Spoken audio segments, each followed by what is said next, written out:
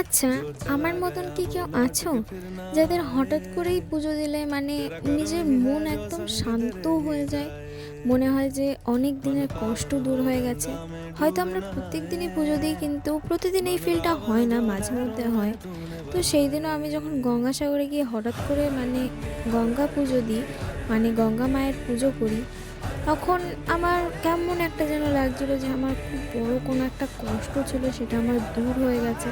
তো এই সব কথা সাইডে রেখে তোমাদের বলি, যেদিন আমি গঙ্গা পুজো দিতে গেছিলাম, সেদিন আমার সঙ্গে একটা ঘটনা ঘটে, জানো তো।